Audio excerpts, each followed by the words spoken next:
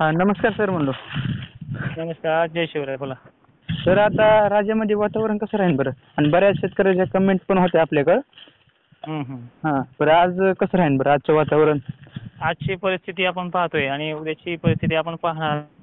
तर महाराष्ट्रामध्ये उत्तर भागांमधील वातावरण आणि काही ठिकाणी सटकारी बारीक कंडिशन अशी मिळणार आहे. जालन्यामध्येही स्थानिक वातावरणाचा पाऊस आजच्या डेटला होऊ शकतो मोजक्या भागांमध्ये. तर सोयाबीन काढणाऱ्या शेतकऱ्यांनी गंजी झाकूनच यायचे घरला.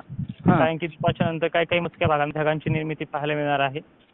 आणि 21-22चा तर पाऊस सांगितलेलाच आहे तुम्हाला सगळ्यांना. कशी कंडिशन आहे ते पण सांगितलेलं आहे. पुन्हा एकदा प्रसारित स्वरूपामध्ये सांगण्याचा प्रयत्न करेल हो की मित्रांनो, ज्या शेतामध्ये पाणी साचतंय, ज्या शेतातनं पाणी लवकर निघत नाही अशा शेतकऱ्यांनी लवकर त्याची विल्हेवाट करायची आहे.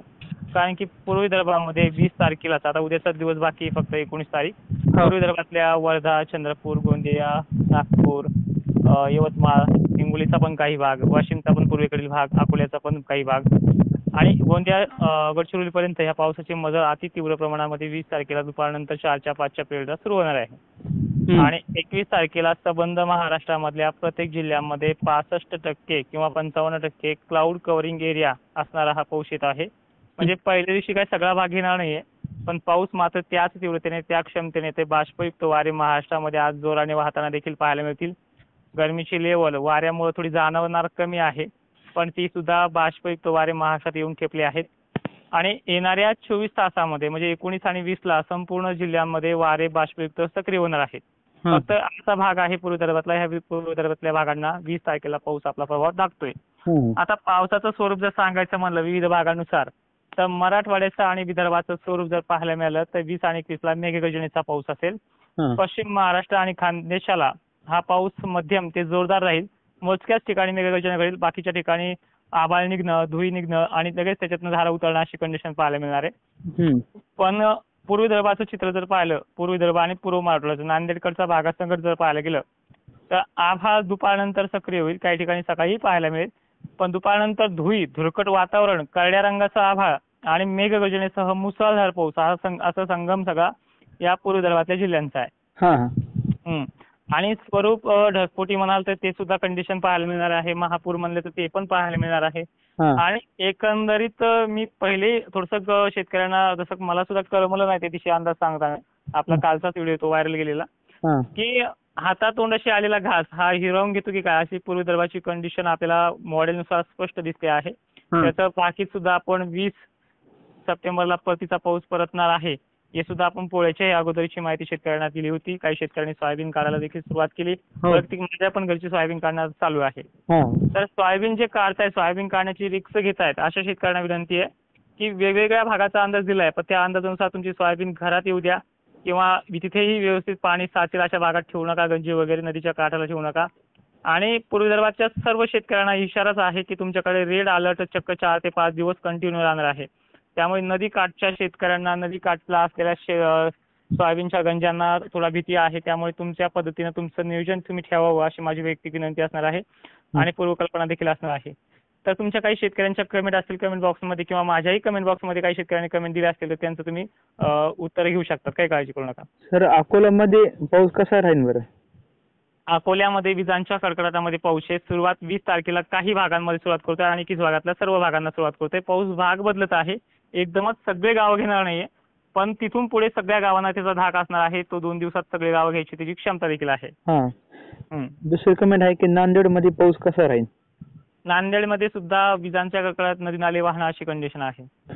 3 तारखेला. इंदापूरमध्ये कसा राहील सर? त्या 21 तारखेला यांच्या भागांमध्ये दमदार हजेरी लावणार आहे. सुरुवात दमदार आहे, पण 22-23 नंतर याचाही जोर वाढणार आहे. परतीचा पाऊस कसा असतो ह्या शेतकऱ्यांना माहिती आहे, त्यामुळे वेगळं काही सांगायचं काम नाही पडणार. नाशिकमध्ये सर कसा राहील बरं? नाशिकच्या शेतकऱ्यांचं चित्र थोडं वेगळं आहे. सुरुवात याची मध्यम स्वरूपाची पाहायला मिळणार आहे. ज्यांचं पाणी देणं चालू आहे त्यांनी पाणी देणं सुरू ठेवावं आणि ज्यांना पाण्याची गरज आहे पण 2 दिवस त्यांना काही होत नाही अशा शेतकऱ्यांनी ठप्प थांबायचं, काही काळजी करू नका. 21 पासून यांच्याही क्षेत्रामध्ये पाणी द्यायचं काम बंद पडणार आहे आणि पाणी जास्त काही देऊ बी नका. तर पाऊस तुम्हाला मुसळधार आहे.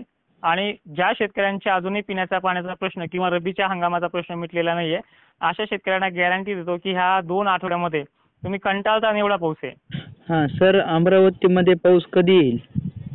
अमरावतीमध्ये आज सुद्धा काही ठिकाणी स्थानिक वातावरणाचा पाऊस पडेल, तो पण फक्त 10-5 ठिकाणी. काही शेतकऱ्यांना कळणार पण नाही कुठे पडलाय म्हणून. तर अशा शेतकऱ्यांना विनंती आहे, अमरावतीचा पाऊस हा येणाऱ्या 20 तारखेला संध्याकाळपर्यंत सक्रिय होतोय. पण अमरावतीचा सगळ्यात पहिला भाग म्हणजे पूर्व विदर्भ, पूर्व भाग. हां. हॅलो हॅलो बोला ना. हॅलो, बोला ना. आवाज येतोय? बंद झाला होता आवाज म्हणून. हा, बोला. हां सर, ते हे आहे की मालगावचं धरण भरण का?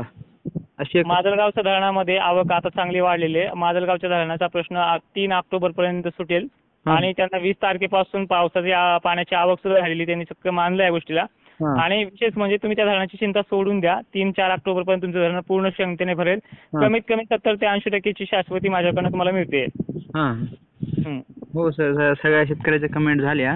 तरी अजून आणि तुमच्या माध्यमातून सगळ्या शेतकऱ्यांना सांगू इच्छितो की तोडकर हवामान अंदाज लाईव्ह हा आता सकाळी आणि संध्याकाळी पण घेण्यात येतोय. कारण की ज्या शेतकऱ्यांच्या सोयाबीन काढायच्या असतील दुपारनंतर किती वाजता पाऊस येणार आहे त्याची माहिती लाईव्हच्या माध्यमातून देण्यात येईल.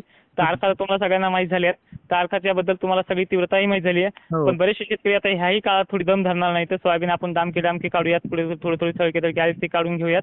अशा शेतकऱ्यांना विनंती, ती झाकायची कधी, गोळा करायची कधी, तुमच्या भागातला पाऊस कोणत्या तीव्रतेचा आहे, ढगफुटी आहे की मुसळधार आहे, ही सगळी डिटेल्स तुम्हाला टायमिंगनुसार आपल्या सकाळच्या लाईव्हमध्ये सुद्धा तोडकर हवामान अंदाज लाईव्हमध्ये सुद्धा पाहायला मिळणार आहे. आणि संध्याकाळी सुद्धा याचा सारांश तुम्हाला देण्यात येईल. म्हणजे 2 टायमाला पुनर्प्रसारण सकाळच्या वेळेला सुद्धा आहे आणि दोन्हीची टायमिंग सेम आहे. संध्याकाळचा लाईव्ह 8 वाजता आहे तोडकर हवामान अंदाज या युट्यूब चॅनलवरती, आणि सकाळचा पण तोच लाईव्ह सकाळच्या 6ला 8ला सुद्धा तो पाहायला मिळणार आहे. त्यामुळे काळजी करू नका. येणाऱ्या काळामध्ये सुद्धा आपण सुरक्षित त्याची मजल मारतोय. आणि विजांचा कडकडाट, विजांची भीती जास्त असल्यामुळे रिक्षा शेतामध्ये जास्त राहण्याची घेऊ नका. सगळी पूर्वकल्पना